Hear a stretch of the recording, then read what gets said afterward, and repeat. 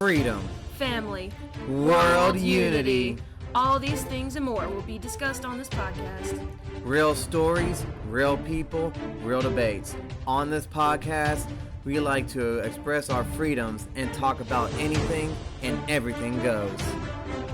Like freedom, family is important to us, and anybody that is listening, watching, or coming on the show as a guest star are all considered part of the greatest family to ever bless the solar system, the human race.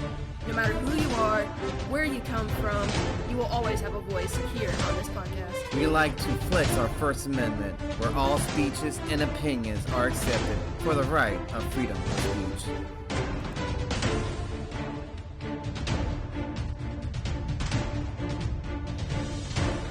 We have a saying we like to live by. Live life with eyes wide open. Being open-minded leads to true understanding of the world as it really is.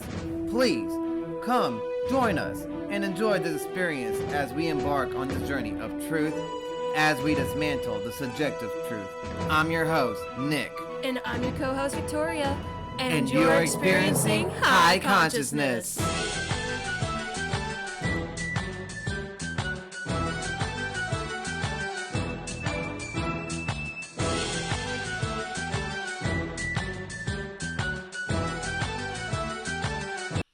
Disclaimer. Any and all information on topics presented are to the best of all who is present in each episode's knowledge. The goal of this podcast is to bring people together and set the example we all wish to see in our everyday lives. Whether it's home life, education, politics, history, business, etc. Any and all subjects can and will be talked and peacefully debated about on this podcast. On debate episodes, there will be a set rules of debate that hosts and guests alike must follow. We ask that you, the audience, like we ask of our guests, in the comments to please try to keep the language as clean as possible. We are a podcast for entertainment as well as educational purposes. Here we are all equal no matter what race, age, or gender. Thank you, and enjoy the show. Hi y'all, welcome back To an episode of High Consciousness. I'm your host, Nick. And I'm your co-host, Victoria. We are High Consciousness. If you're new here, please hit the like and subscribe and hit the notification bell so that you're notified every time we make a new video. If you have seen some of our shorts, Chapter 7, I made a lot of bloopers, so we are slowly starting to get all those reels out to you, working as hard as we can, as fast as we can. While also living life and going through the motions of life. So, this is our first episode where we are not going to be talking about the Secret Destiny of America. There is a playlist made up for all of that with all 20 chapters within there. So go and check that out. It'll be in the link description below for this very first video, but after that, you gotta go find it on the channel itself. So we'll help you out just this once, but next time you gotta go looking for that Easter egg yourself. So today, we're going to start on the U.S. Constitution and other writings. Now, this is a pretty thick book, so we are going to be doing a lot of, part 1s, part 2s, and stuff like that as we go through. And on Thursdays, we will not be going over this book. We will be going over another one. Mm-hmm. We're going to be going over another book. It's going to be this one right here. It is called America, A Narrative History. It is a really big plickum, so again, we're going to be doing lots of back and forth. Part 1s and 1.2s and 1.3s and 1.4s. A lot of chapter 1.3s because this book right here is thick with our history on America. Its author is George Brown Tyndall. And if I do happen to find a link for this book copy, maybe not this exact one, but maybe someone somewhere, because I actually found this one in a 99-cent antique bookstore, so I'm not sure if this would be available anywhere, but if I can find it, I'll post it in the link down below. And this one you can find on Amazon. This one, or you can go on Costco.com. I'll also find those links and post them below as well. So, that being said, yeah, with that being said, it's very big first announcement for our new intro. With that being said, I guess we should go ahead and talk about the U.S. Constitution. Unless you want to go ahead and start with a little story time with the history. No, we're gonna go with the Constitution. We're gonna go with the Constitution. No, I try to change it up, folks. I was trying to be the meddler of things. It didn't work. Not as planned. So I guess we're gonna start with the U.S. Constitution. I read the last chapter of. So we're gonna go back to where I read the first thing and you read the second thing. Okay. That's right. All right. So let's get into it. the U.S. Constitution and other writings. Now I realize this book is gonna have a lot of text of what year. And its last publication is, let's see, where is that publication date? 2017. Is it? That's the copyright. Yeah, that's the copyright. The last copyright is the last print. This is right here. 2017 Canterbury Classics. Yep. So this book legitimately has all our old documents, all of our documents and all the moderations that have happened over time and when and why, who was behind it, who signed it, who created the document, just all kinds of really good stuff. So these are all of our current documents here in America that, make our government run the way that it does, right down to not only how our law, like our police law enforcement works, but even all the way up to voting for the presidency and how the congressional, judicial, and the executive branches work, and the presidential powers, the vice presidential powers, the treasury powers. All that stuff is going to be all within this book. A lot of people have a general idea about the Constitution, but I feel as though people don't really know the Constitution or fully comprehend as to what kind of power we the people actually have in the Constitution. So look at that. The first flag that was made for the first 13 colonies. You remember that chapter, The Unknown Patriot? This is the flag that they made. Of course, everybody knows the 13 colonies flag. Everybody knows that flag, yeah, I know. But for those that are watching worldwide and abroad, this was the design of the first American flag right here. And of course, everybody knows this one. This is the one that we all, fly today. Yep. So, without further ado, we will start. Well, we're going to start with the introduction. Yes, I'm going to start with the introduction because the introduction I feel is really important to go over because it does explain a good bit of what it's about and goes over key points in history and gives a very brief little rundown of stuff that is kind of important to today. Like, for instance, when I was doing a little peeky ahead read, it mentioned Roe v. Wade, and I understand that is something that, especially from the last episode, ironically enough, where we brought up, that thing, and if you want to watch it, that's the last part, and we did put a warning sign up, so, if that topic's not for you, then, you don't have to watch that part of the video, but the whole first, 50 minutes is great. Mm-hmm. But anyway, the intro.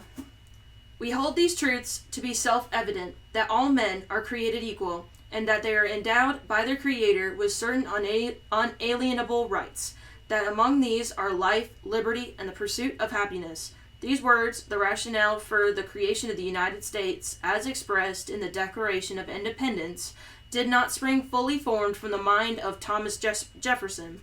Jefferson borrowed the words life, liberty, and property from the 17th century English philosopher John Locke, but placed property with the more general phrase, the pursuit of happiness. However, happiness, as anyone who has read the Greek philosopher Aristotle knows, and Jefferson did indeed read his Aristotle. Ooh, that's cool. Is impossible without property. So the two ideas are really one and the same. Seen in this light, the pursuit of happiness, an idea used to defend everything from civil rights to same-sex marriage, can mean to own and enjoy property. The short example illustrates an important fact. This is a book of historical documents, but historical documents of a special nature. Some of these documents in this book, such as the presidential addresses, speeches, and letters, point out the road forward. Others, such as the constitutional amendments, carry this vision into law. What they have all in common are two things. They are foundational to our ideas of freedom, and because they are also the product of particular times, places, and understandings, they require interpretation. Exactly how their meanings should be read is an ongoing debate in our society today. Some interpreters, called originalists, insist the Constitution should be construed according to the original intent of the framers, while others, non-originalists, maintain its living document that can and should be interpreted according to the times we live in now. The American experiment has evolved since our country's founding. Our nation has changed a great deal from the days in which voting was limited to a proprieted free white man and enslaved Africans African Americans were considered 3/5 of a human being for purposes of representation to a country in which women and African Americans are viable candidates for the highest office of the land. Put another way, we are as far removed from the year of American independence as the founding fathers were from the world of Martin Luther and Copernicus. Just as the founding fathers did not believe in one church for all people headed by the Pope in Rome, or to hold a model of the universe where the sun goes round the earth, so too has the idea of liberty expanded over almost 250 years of history to conclude ideas that would have been unthinkable to the framers of the Constitution. This book allows you to read the founding documents for yourself and to see how the concept of liberty has expanded over time. After all, one of the great ideals of American democracy is that ordinary people can read and interpret the foundational documents for themselves. By understanding our country's past, we can help shape its future. But first, we must be well informed of the context of those documents. Mm-hmm. So, that first little intro bit there. That's a lot. And, you see, that's why I felt like, reading the introduction was kind of important, because it gives us, like, that stark contrast of where we started, where we've been, and where we are now. Mm-hmm. And you read the documents, and we read the documents ourselves, or we understand it for them ourselves to interpret it. And I guess in actuality, that boils down to two people thinking different, the originals and non-originalists. Mm-hmm. Like it said, you have, the originals who, were the founding fathers, the framers that made the document in the first place. And then you have the non-originalists, which would be the generations down the line, aka us today, who still hold the living document as law of the land. Mm-hmm. But now it's a question of whether or not we're going to alter or change the document, and I think that's where the friction starts right there, where it starts becoming gray. So, Yeah. and that's where the Drexel Flat says, you read the paperwork and everything else for yourself, and you come with your final conclusion. And I think all of us will come to the same conclusion that we all have equal human rights. Yeah, unalienable. I can never say that word Unalienable. ever.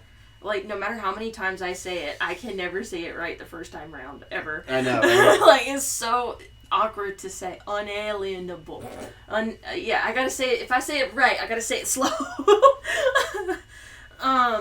But yeah, it proves that we're all born with some kind of, higher power or universal given right, when we're born to be free, be our own person, be able to own our own land, our own property, be able to, just live happily in a place where, there's law and order and you're safe and you have all the creature comforts that you could ask for, and you have the freedom to do so, as well as express your own religion, because as it stated right there, our forefathers didn't even want us being under all one church, which I know we brought that up in our last episode about Secret Destiny of America, chapter 20, where, America was kind of like founded as an all Protestant type kind of land, or a Christian type kind of land, or, a Catholicism branch off type kind of religious land. But it was also the point of where, they wanted to have freedom of religion, period.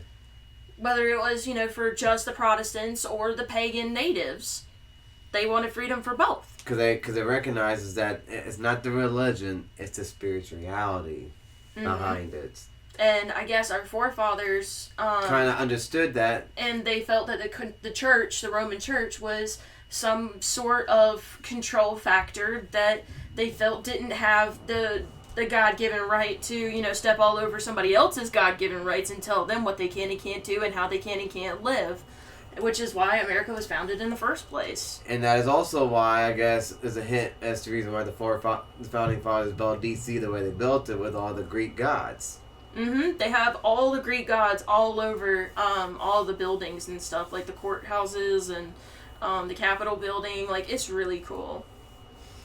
But, moving along with our introduction, a history of American history. Double Grammy much? Yeah, double words much? Yeah. Double speak much? All nations have a history, but what is little appreciated is that the history of the United States, like the country itself, was deliberately created. As we learn in Secret Destiny of America, it really was. It was set aside by the gods to become some sort of great philosophical empire that was deliberately left alone until it was, it was time to be born in the womb of time that we were supposed to be born in. Mm-hmm. Was deliberately created. America, the first new nation, in the words of political sociologist Seymour Martin Lipset.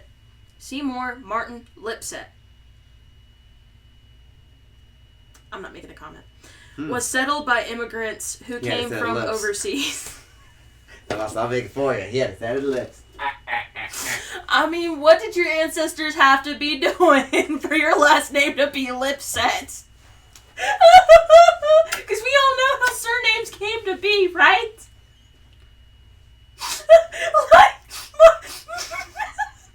How does surnames came to be again? Bum. Like for instance, the last name Smith and Blacksmith comes from people and tribes of people that used to be blacksmiths. So, like, if you said my name is Uther and I am the son of a blacksmith, they would call you Uther Blacksmith, which is where that came from. So, whose ancestor was doing something where your last name ended up being Lipset? Get your mind out together. Okay. Children watch this show. Children watch this, you know. Just hold it together. Alright. Seymour Martin Lipset was settled by immigrants who came from overseas. In the 19th century, as now, there would be a great deal of anxiety about who exactly was an American and whether successive waves of newcomers would change the nature of the United States. One solution thought up by more progressive minds was the creation of free public schools, which would teach a curriculum that gave a certain perspective on Americanism and act as the stove for the melting pot, in which different immigrant cultures would meld into one society. The mythologizing of the Founding Fathers, together with just so stories, such as George Washington and the Cherry Tree, were thus deliberate attempts at myth-making. Earlier writers wrote useful histories that mythologized the era of American founding. As time went on, ideas grew both broader and more critical. Here are some of the more influential figures in this process. Noah Webster, 1758 to 1843. Tried to give the unique and standard form to American English with his dictionary. So that's where the Webster Dictionary comes from. Mm-hmm. The educator Horace Mann. Horace Mann, that's awesome. 1796 to 1859 helped create a secular educational system that taught American history as a means of instilling patriotism. Ooh, as a means to instill patriotism. That's awesome. In his influential histories, George Bancroft, 1800 to 1891, wrote the 4 P's: Providence, Progress, Patriotism, and Pan-Democracy in U.S. history. To him, America was a divinely ordained, exceptional society. Henry Wadsworth Longfellow. Man, some of these guys got some messed up names. Like, Wadsworth Longfellow, like, bro. I'm the... 1807 to 1882. Doesn't matter what his name was. Made American figures such as Hiawatha and Paul Revere into the subjects of epic verse. Hiawatha! That was one of the chapters we read in Secret Destiny of America. Already this stuff ties right back to it. Oh, that's so cool! Oh, man, that's awesome. John Dewey, 1859 to 1592, continued man's public education project, but also helped spread more of the progressive critiques of the history of the United States, such as those of the Columbia historian Charles Beard. Charles Beard, 1874 to 1948. Man, your ancestors must have had an epic beard, or there were some beard masters for you to have that last name. incorporated an economic perspective of the study of American history was a spur towards social reform. Howard Zinn. 1922 to 2010, wrote A People's History of the United States, which concentrated on not on great men, but on social movements and criticized the misdeeds of those in power. Ooh, sounds like a book we need to get our hands on. As you can see from this list, the way in which American history has been taught was greatly depended on the times. For instance, the curriculum wars. Dewey's approach sparked the 1920s, repeated in almost every decade since. Should the study of history solely instill patriotism or critique our nation? Or also critique our nation? Should it be America-centric or transnational? Were the Founding Fathers divinely inspired geniuses or flawed human figures?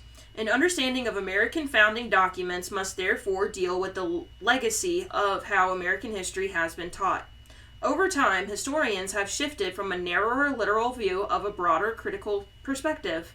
Those two approaches to history are reflected in today's two main schools of constitutional legal thought, which are also schools of historiography. Wow, I can't believe I said that in one go. The study of history. Historiography, the study of history. Originalism and non-originalism. The first looks to the original intent of the framers of the Constitution, while the other takes an expansive view of an activist government. These philosophies tend to toe certain political lines. Originalists often favor individual liberty and limited government and a more laissez-faire capitalist economy, while non-originalists favor a more fixed economy and a government that ensures civil liberties for all people. Okay, so I don't know what laissez-faire means, so let's take a little trip into the Matrix. And what's good about this one, this has a nice little bookmark in here. It does have a nice, I forgot about that. It does have a nice little bookmark. Alright, so,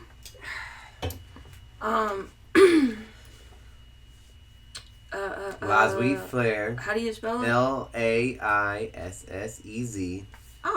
Oh, it's a film. Okay, so I guess if we want to know what laissez-faire is, we better score this movie, huh? Capitalist. Capitalism definition. There we go. Okay. Just from the cuff here, what Bing gives us is laissez-faire. Capitalism is an economic system that allows businesses to operate without government intervention. It is based on the philosophy of free market capitalism that opposes any governmental regulation or interference in commerce. Laissez-faire means leave us alone in French. Well, there we go. And it was developed by the French physiocrats in the 18th century. Laissez-faire capitalism is said to promote innovation and productivity, and businesses are free to compete with one another. So, yeah, I totally agree with free market capitalism. I mean, look at what we're trying to do now, with our podcast, and eventually we will be making merchandise because I know how to do that. So, a more mixed economy and a government that ensures civil liberties for all people. Yeah, see, the problem with the non-originals is that we can see both have their extreme side, but the other extreme. I mean, okay, so one argument that most people have these days, and this is why I would really like to take a deep dive into capitalism when we get to it after, these two books, or maybe we'll do some extra bonus episodes that we might release, during other weeks or maybe every other week. We're not sure how we're going to do that yet because we have a lot to cover. But a lot of people's issues these days with free market capitalism is that it has turned into crony capitalism, which, while, the government's not, getting involved, too much with the regulations and stuff, but that still kind of leaves room for monopolizing, which I agree. There is a monopolization problem here in America and worldwide where, even here in America, the crony capitalists have their hands in way too many international as well as national companies and markets. Mm-hmm. And I don't agree with that because, and they're trying to make, all these different regulations and laws and, trying to take more from the business owners, which us as small independent business owners, that hits us a lot harder rather than the big ones. I mean, it hits the big ones too, but it's like chump change to the big ones, and it's like it's not as devastating as it would be for the little companies as for the big companies as it would for the little companies. Is what I'm trying to say. Yes, precisely. That's what I was trying to say. Yes. Mm-hmm. It's a lot more devastating to little companies than it is to big companies. So then we gotta have that fine line balance where we make some laws where it avoids a multi-capita type kind of monopolization of companies. Well, I mean, simple. I think that yeah. Which I'm pretty sure America has anti-monopolization laws. Well, there's gray laws, but there's gray loopholes. If that was the case, then I hate to say it like this, I'm probably gonna get a little trouble for it. But if that was the case, Walt Disney wouldn't have bought out Hulu and ESPN and Fox Century. But not pointing the finger at anybody, But moving along. Moving along. No more on that one. Moving along because we don't really know enough. So when we start to get to a point where we don't know enough about a subject, we'll just start moving along because we don't want to dig ourselves into a hole or be labeled as, misinformationers. Yeah, so when we know something about something, we'll give, like we say in our disclaimer, this show we give what is best to, our knowledge. Mm-hmm. What's limited to what we know. I mean, we can look up right now and see how much Walt Disney looks up on the internet. I would rather not. Yeah, okay. I'm not trying to send that kind of bat signal out there, Batman. Oh, because we're not the Kennedys? I hear you, Randy. From South Park. We're not the Kennedys, Stan. We're not going to get shot over this. Put out your hand, man. Bad. You're so bad. I know. Okay, so we're moving along here. Oh. You lost the spot, didn't you? It was me. I did. I see that you did, baby. I saw it. Originalism, the Constitution, other right here, view, right here, philosophies, right here. Got it. is fair, blah blah blah. Got it. Okay. Of course, no free society can function without balance, and the two views have existed alongside one another through most of American history, bolstered by a strong shared faith in the freedom of speech, religion, thought, assembly, and democratic process. All right, originalism. The originalist school of thought holds that we must consider the original intent of the framers of the Constitution when determining if a law is constitutional or not. As the legal scholar and Supreme Court nominee Robert Bork put it, if the Constitution is law, then presumably its meaning, like that of all other law, its meaning is the meaning the lawmakers were understood to have intended. This means, of course, that a judge may never create new constitutional rights or destroy old ones. Anytime he does so, he violates not only the limits to his own authority, but also violates the rights of the legislature and the people. That's the organism line of thinking. That's the originalist line of thinking, yeah. Mm-hmm. Where you can, you can make new ones, but don't destroy the old ones, which I kind of agree with that. Just depends on, which it is. There are several thorny questions associated with this philosophy. First, it assumes that we can truly understand the often unclear intent of the framers of the Constitution. Also, we encounter many situations not anticipated by the farmers. For example, we can look at the Second Amendment, a well-regulated militia being necessary to the security of a free state. The right of the people to keep and bear arms shall not be infringed. These are the various debates around the meaning of the Second Amendment. including the codicil of the well-regulated militia, but let us accept for a moment that the amendment allows private citizens to own the sorts of weapons used by a militia, that is, the armed forces themselves. This was the understanding of the Supreme Court Justice and originalist Anton Scalia when he wrote the majority opinion upholding the constitutional right to private firearms ownership in the District of Columbia v. Heller in 2008, in which he stated, "The anti-federalists feared that the federal government would disarm the people in order to disable the citizens' militia, enabling a politicized standing army or select militia to rule. The response was to deny Congress power to abridge the ancient right of individuals to keep and bear arms so that the ideal of a citizen's militia would be preserved." In this opinion, Scalia was making, in essence, an historical argument. The Founding Fathers' intention was to preserve the ancient right to own weapons as long understood in English civil law and to enable the common people to defend themselves against tyranny. This principle, however, foreign it might be to our modern world, should guide how courts understand and apply the law. If the people of the United States, working through their government, decided that this goal was outdated and no longer relevant to the modern world, then the Constitution should be amended. From this perspective, originalists are doing no more than holding the law to what is written in the Constitution, the rule book, that constitutes the highest law in the land. So, comments? Essentially, that the originalists are looking more at the big picture here as to the fact that if you add on too many rules, there is an old saying, and you can have rights and you can have all these laws, but it gets to the point where you start writing all these laws to the point where you're taking away all your freedoms because you're writing so many laws. Mm-hmm.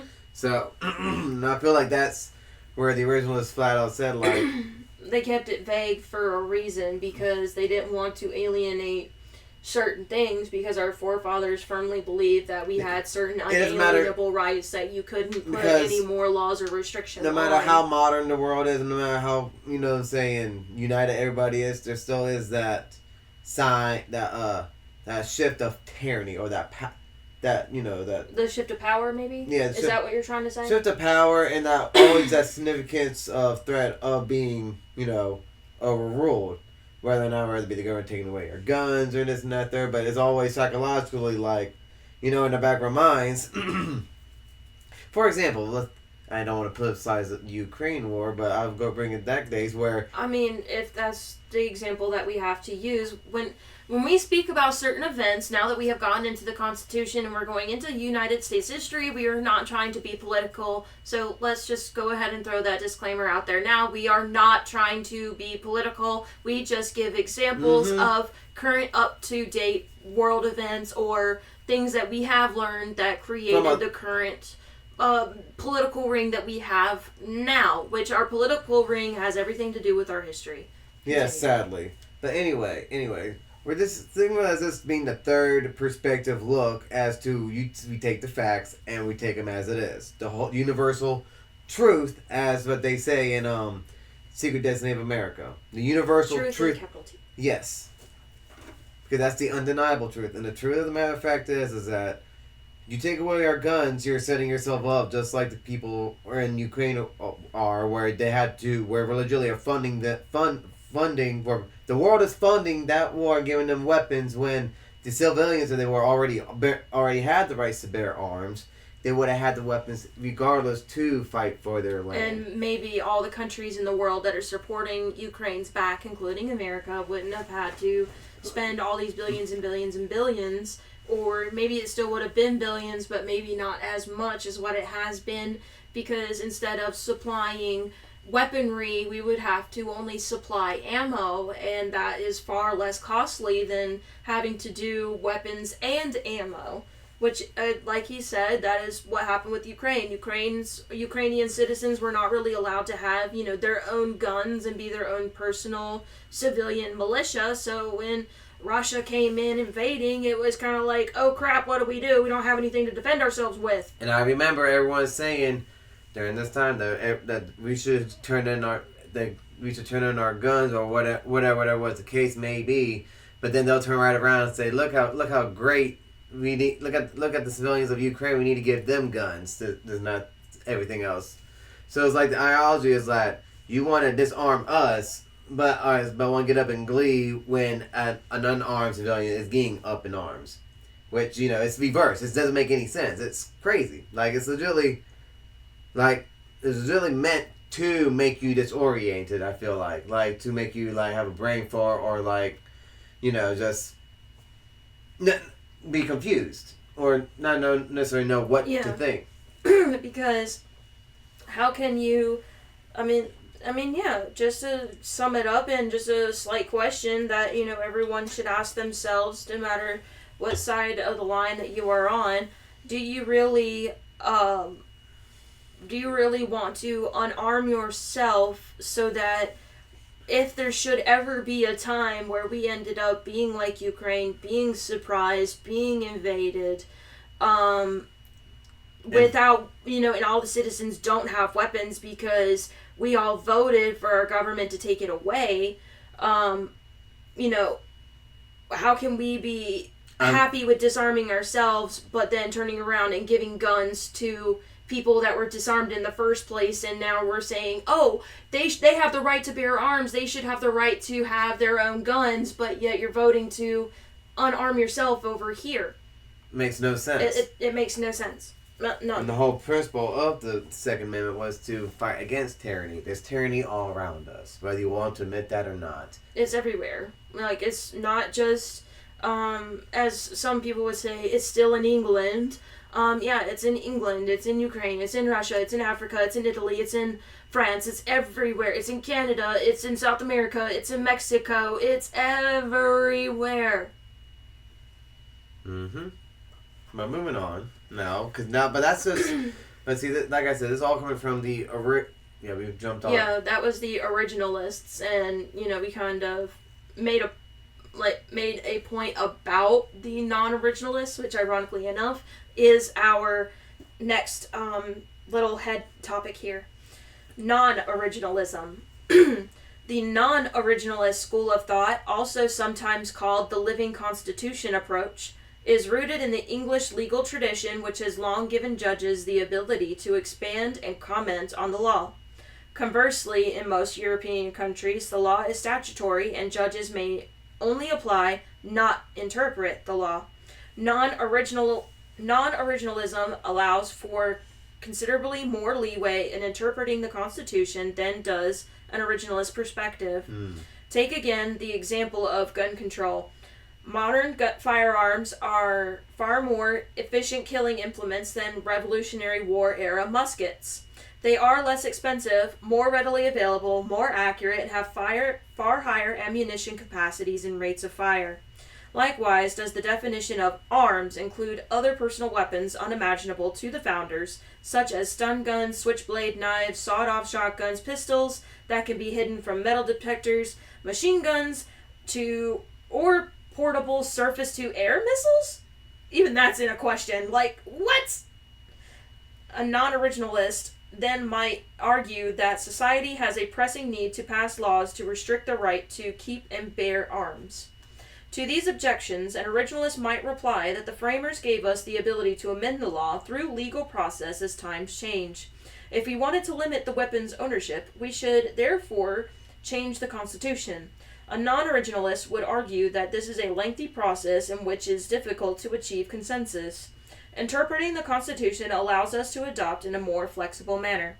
Against this, originalists argue that non-originalists makes the law arbitrary, subject to the whims of each generation, and diminishes the power of the Constitution as a binding contract. They accuse judges of being activist, shaping society according to their own views, which erodes respect for the judiciary.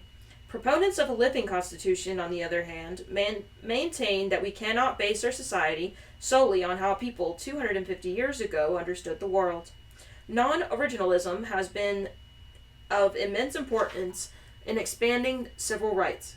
For instance, the Equal Protection Clause of the 14th Amendment states, "All persons born or naturalized in the United States and subject to the jurisdiction thereof are citizens of the United States and of the state wherein they reside. No state shall make or enforce any law which shall abridge the privileges or immunities of citizens of the United States, nor shall any state deprive any person of life, liberty, or property without due process of law, nor deny any person within its jurisdiction the equal protection of the laws. This protection, historically instituted to counteract Reconstruction-era black codes in the southern states, has been widely interpreted. It reformed the basis for Plessy v. Ferguson, 1896, which, contrary to the amendment's intent, established the doctrine of our separate but equal that allowed for segregation. However, it also formed the basis for Brown v. Board of Education, 1954, which ended separate but equal in the context of school desegregation. Loving v. Virginia, 1967, which ended that state's ban on interracial marriage. Roe v. Wade, 1973, which has now been overturned, which said that denying women access to abortion violated due process, and Obergefell v. Hodges, 2015, which said that the right to marry is a fundamental right of same-sex couples. Other examples of the expansion of rights include Griswold v. Connecticut, 1965, in which the Supreme Court expanded the meaning of the Fourth and Fifth Amendments to grant married couples access to birth control. This decision virtually created what we now know as the inviolable right to privacy, in which turned informed decisions such as Lawrence v. Texas, 2003, which said that states could not make homosexual acts between consenting adults illegal. The Obergefell v. Hodges decision illustrates how such changes and reinterpretations are rooted in historical circumstance. While originalists such as Antonin Scalia, that's ANTONIN SCALIA, in his dissenting opinion in the case, say there is no such inherent right to same-sex marriage, the idea that people in such a relationship deserve equal protection of this social institution is part of a wider redefinition of marriage and romantic relationships in the context of the post-industrial economy and the sexual revolution. It also reflects a changing popular and scientific understanding of same-sex attraction as an inherent part of a person's makeup, rather than a sin or a vice. There is indeed nothing in the Constitution on same-sex marriage, but to many Americans, it seems obvious that the promise of liberty includes the right to marry the person of one's choice.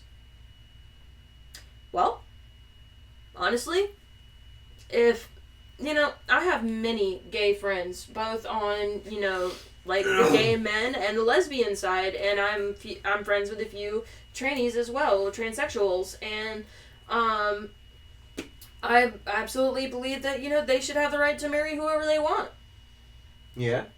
That's one that's in the right, but there are some laws that don't need to be redefined. Like the right to bear arms, when they say you don't need to have no 50 caliber gun, 50 round drum, or 100 round drum AR. Well, you need that for this and that. And I'm just like, well, in the preceding times that could happen, especially with how everything is looking, why would you not need that for the simple fact aspect of now we're legitimately trying to protect ourselves?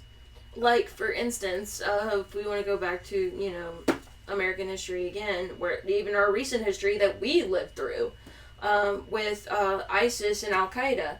They're all, most of them are just normal, everyday, Iraqian or Iranian citizens, and they decided to get together a coalition and, had buddies that were in the army, or they were in their army sect, and then they, dropped out, or maybe they created this organization within the army sect. I'm not sure, I don't know, but I'm just stating this is a good example where why wouldn't average everyday citizens, that have the right to bear arms in their constitution, Why wouldn't they have military grade weapons when there are other countries that have civilians with military grade weapons? Doing the exact same thing and actually pushing their ideology and agenda in those countries.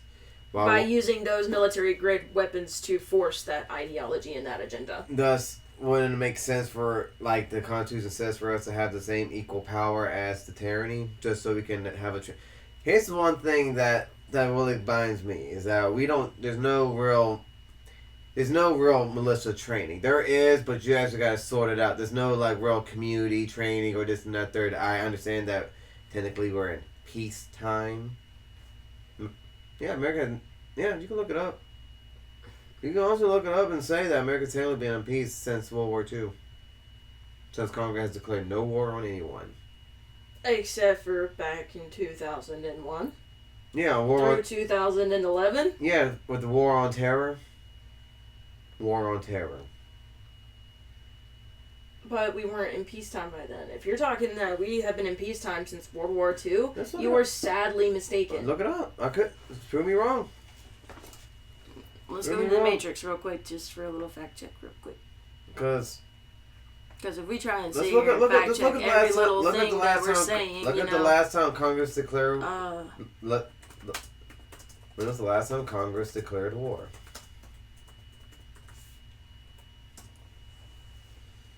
(1942). There you go. But I don't buy that, because did we not declare war on Iraq or terrorism? We declared war on terrorism, period, across the world. And war on drugs. So the internet's already lying to me because I know better. I done lived through it. I know better. In my opinion, when we had 9/11 happen, and it was the war on terror, America was involved. We had soldiers die. Okay. And peacetime technically means that our countries are not involved in any wars. That's what peacetime means. But we were involved in those wars. Yeah, as America... Look it up. Well, how about you type it as America in peacetime right now? In American people.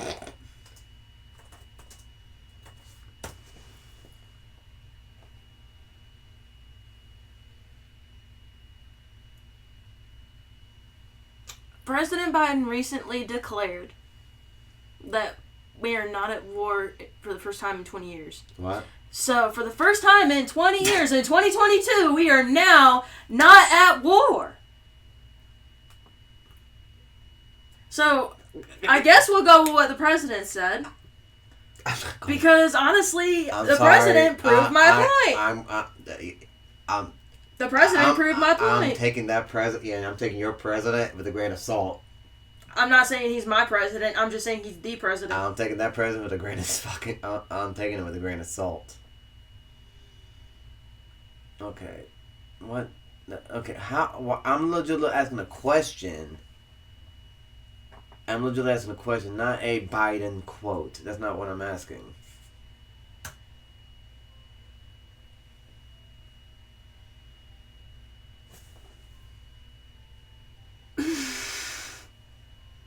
An armed conflict. See, armed conflict. Not a war. Armed conflict. Which still means that we are not in peacetime. Because anytime that a country is still involved in any kind of conflict, especially an armed conflict, babe, that means that they are not in a peacetime. Yes, we are. Please explain that to me. I will. Okay, simple. World War II, when the United States got declared a wartime, guess what everybody was doing? All the American citizens were doing, because they were free, able-bodied, and wanted to do so, because it was for the war effort, because they realized it was wartime. Helping building tanks, and the ammunitions, and the guns, and everything else sent overseas. We ain't doing that right now, are we? We are doing that, but you don't see us legitimately building factories on it in World War II. Because we already have the factories from World War II. Duh. Yeah, but we want to push the actual manpower and actually get people to actually get into war and be in a draft. And actually be in a draft and actually start pushing war power. Like, it's a whole... Like I said, you can tell... Does 9/11 not count? Does 9/11 not count? I'm not trying to say 9/11 doesn't count, babe. But what I'm trying to say is that we are in peacetime due to what Congress and what the government technically says with America. You gotta realize something, babe. President has executive power and has to do whatever can do whatever he wants. Not really. Oh, really? So Obama, approving to go to attack Osama bin Laden, with the 56% to him not doing. That wasn't his power. That wasn't his choice of doing, right? He didn't have Congress to then say the okay for, right? Well, with that, yes, he had the executive power to do that because he is part of the executive branch. And the executive branch does not have to check the powers with Congress, with the congressional or the judicial in order to execute military power. We had this. I feel like we had this debate before in another time frame because deja vu. But I can legitimately tell you, look up all the wars, Vietnam or Korean War. Guess what? Congress didn't declare war on that. Those were military operations, not wartime. Not wartime. That's the difference between definitions. It's still war, it's still violence. It's not that. I agree, but technical definition is that we're not at war.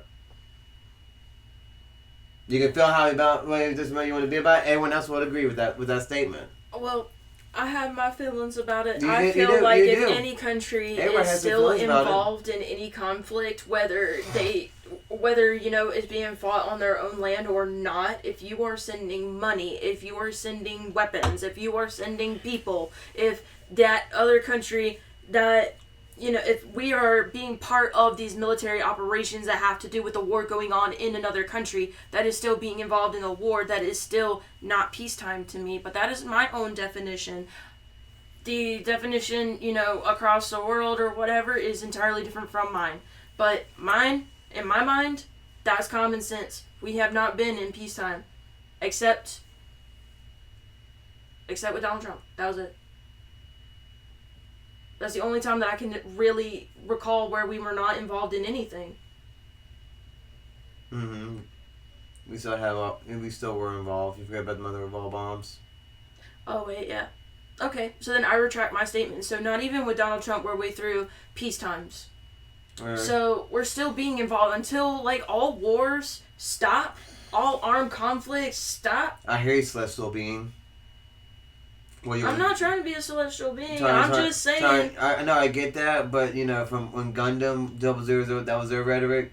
I did forget about that.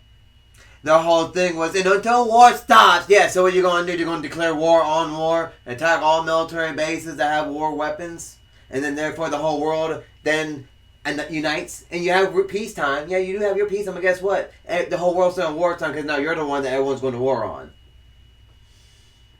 Spoiler alert for anyone who hasn't seen Gundam 000, but yeah, that's pretty much the whole premise of that anime, was that you have five Gundam Meisters, which is in this world. You need to look it up. It actually is pretty good. And it's a really good series. Mm-hmm. Well, basically, that the whole world is at war, whether it be over oil or whatever. They call themselves celestial beings. It's really 5 kids or 5 teenagers that have been victims. They call themselves as a one-part organization, celestial being. Mm-hmm. And they literally go in and take out all of the world's military forces, and up to the point where the world does unite, but it's to then just get rid of them. To get rid of celestial being. Yeah. So. And that's where, I don't agree with that. I don't think we need to declare war on war because that's an oxymoron. That's not going to help anything. Solving violence with violence it only brings more violence. Until all world conflicts stop, until people are not shedding each other's blood anymore, until not another bullet is fired at anybody, until nobody is sending money to another country in order to fund some kind of weaponry or ammo systems to get at another country, we are always going to be at wartime. And America's sending our billions and billions and billions and billions and billions of dollars. We're still in wartime, in my opinion. Your opinion. But technicality, we are not. Until we stop all that funding, we stop sending weapons, we stop sending money, we stop sending ammo, we stop doing all this shit. We start doing all this stuff. Look at you. Then we will always be at war. Look who's getting. There will not be a peacetime in my eyes. We're still in peacetime. Get over it. Seriously. Like, until they actually declare war on somebody, like actual war on somebody, the war machine is still working, but it isn't in full effect. It's only in full effect because it's only helping the elites, but we're not in wartime. We're in peacetime. I guarantee you, once we ever do declare war on somebody, it'll be the headlines that were first time the communists has declared war since World War II. We are officially in wartime. Yeah, those headlines probably will split. And Those are going to be the ones I hit. yeah. So I'm just telling you that's what's going to be said. So when you go and see those headlines and you're just like, we've been at wartime. Yeah, everybody's going to agree with you. Yeah, we've been at wartime, but technicality is... Just know I called it first. Yeah, but technicality is that we're in peace times right now because no one, once again, messing around with foreign affairs. Like George Washington told us not to do. Yes, but... You know, people. No, people and their greed, and it's just... The non-originalists. Once again, no, it's not... Don't. Yeah, the foreign affairs is a product of the non-originalists. If you really think about it, any originalist would stick to the words of George Washington saying, let's not do a two-party system, let's not do foreign affairs, let's not do big government. Any originalist is for that. The originalist part stated that very clearly. Now here's the problem, alright? You gotta learn how to be original and non-original at the same time to think outside the box. And I feel like that's where we need to not demonize the non-originalists like that. Well, I'm not saying the non-originalists don't have a point in some ways, but in a lot of ways, like getting involved with foreign policy, like getting involved with two-party systems, and we're that's definitely non-originalist and we're definitely just throwing out, stuff. and we're so sorry, y'all. We're just throwing out our opinions out there, and you know, but now I'm it talking went about from the Constitution into a total conversation. Yeah, to a whole debate on this episode. So we're going to try to finish this introduction because we originally only went into like 3 pages before Tori got unhinged. I'm sorry. I mean, you and we're almost done anyway. Okay, so we're done with the non-originalist points. The turning points in American history up until this point. So remember, this is, copyright 2017. So this is 2017 back. Turning points in American history. The contents of this volume show how American ideas of liberty have changed in the times and fall into several periods. The Revolutionary era and early Republic, including the Declaration of Independence, the Articles of Confederation, and the Treaty of Paris, which recognized American independence, the Virginia Plan, which proposed a bicameral legislature, and Northwest Ordinance, which opened the way to the West and required a strong central government, the Federalist Papers arguing for a strong central government, and, of course, the Constitution and Bill of Rights. There are also less proud moments, such as Andrew Jackson's 1830 speech on the Indian removal, and Abraham Lincoln's A House Divided, in which he foresaw that the compromises of the Founding Fathers that had made regarding slavery would not long endure. Indeed, slavery gave rise to the great crisis that ended the first period of American history, the Civil War. This tragic and far-reaching event necessitated for a re-evaluation of the plan of government and saw an expansion of constitutional protections that still forms the basis for law today. To this period belong to the Emancipation Proclamation, the abolition of slavery, the 13th Amendment, the Gettysburg Address, and Lincoln's second inaugural address. Following the Civil War, the United States saw its period of greatest expansion. Unfortunately for the expanse of Native Americans and other peoples, it is a reminder of this that we include documents from Chief Joseph of the Nez Perce and Queen Lily. Oh. Queen Lily of Hawaii. I'm not going to try and say the whole... Lili. Lily Ukulini? Yeah, there you go. Lily Ukulini. Yeah, Queen Lily Ukulini of Hawaii. So too do we include Susan B. Anthony arguing that women have been forgotten in the march of American liberty. In the drive for profit in Congress, there was also a need set aside unspoiled lands for future generations, as was seen in the act establishing Yellowstone National Park in 1872. The early 20th century marked another turning point which saw the United States becoming a world power. A federal bureaucracy funded by the new income tax intervened in World War I, and idealists such as Woodrow Wilson saw America becoming a force for good. However, after the war, the United States quickly turned isolationist. This was a period of mixed progress in civil liberties. Though women gained the right to vote in the passage of the 19th Amendment in 1919. Oh, wow, 19th Amendment, 1919, all the way across. Mm-hmm. Segregation still ruled the land, and xenophobia, as seen in such events as the Japanese internment during World War II, was also endemic. What does endemic mean? Hold on. Little definition checks. I don't know what endemic means.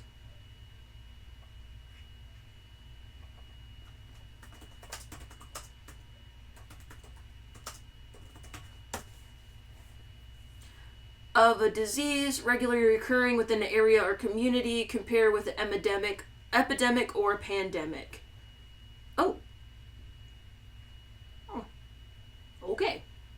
Well, that's that. So an endemic is kind of like a pandemic, just within the internal confines of that country. Likewise, it was a period in which, thanks to the rigors of the Great Depression and the hope offered by Franklin D. Roosevelt's New Deal, Americans realized a modern economy needed some degree of central government oversight to function. It was the need to defeat the Axis and, afterward, counter the threat of communist aggression and nuclear annihilation that pulled the United States out of its isolationist stance. The United States was the foremost backer of the North Atlantic Treaty Organization, NATO, and the United Nations, the UN. As part of this Cold War competition, in a feat to rival the building of the Great Pyramids of Egypt in terms of labor and treasure, the United States set human beings on almost 240,000-mile journey to the moon. The dark side of this was the Red Scare that led to Senator Joseph McCarthy's witch hunt against ideological dissenters and a military-industrial complex that, as President Dwight D. Eisenhower warned in his farewell address, would gain inordinate economic and political power. In his farewell address, would gain inordinate economic and political power. Post-war America was characterized by prosperity on a scale of the world had never seen, mitigated by the ever-present need for progress in civil rights and the persistent fear of nuclear war. The communist Soviet Union began to collapse in the late 1980s, ending the Cold War. An event for which politicians attempted to take credit, but for which the explanation was more likely economic in nature. However, in the first years of the new millennium, the United States harvested the crops sown in the Cold War as terrorists based in Afghanistan launched a devastating and unprecedented attack on New York and Washington, D.C. on September 11, 2001. That saw the destruction of the World Trade Center and a significant damage to the Pentagon. The civil rights movement finally achieved full legal, if not de facto, equality for African Americans, the highlight of which was the inauguration of the first black president, Barack Obama, in 2009. Similarly, women and homosexual people made progress as well, albeit slower progress, towards full rights and equality. When jurists and private citizens seek to interpret the documents of American past, they are, in effect, playing the part of historians. Any such attempt must therefore consider an informed reading of historiography. The documents in this volume demonstrate the promises stated upon the founding of the United States have indeed been interpreted differently by each generation. Understanding the historical origins of these ideas and the socially constructed nature of liberty itself is the duty of every citizen in a free society. And this is by Ken Mondersheim, PhD. Dr. Ken Mondersheim, He's a doctor. April 6th, 2017, Northampton, Massachusetts.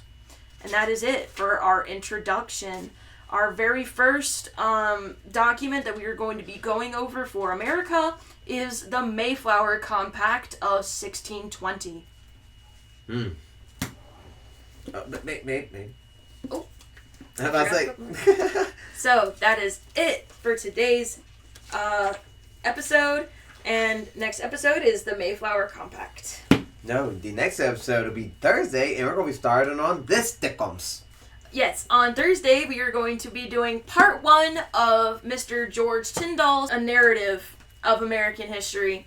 And on Monday we will be doing another episode on the U.S. Constitution. So, stay tuned, y'all, and thank you for watching. And thanks for enjoying our heated debate on what is our thoughts on everything. Hey, that's what we're here for. And, you know, even though we are a couple, we do live together, we still have different ideas, as you can clearly see. We have different definitions for different things. We have different stances on different things. And, you know, that's what it's all about. You know, talking it out, uniting, and trying to find some kind of common ground. Mm-hmm. So please leave a like and a subscribe if you made it this far. Please hit that notification bell so that you are notified anytime that we make a new video. More shorts are coming. Please stay tuned, and thank y'all so much. And leave comments and leave a like. Thank you.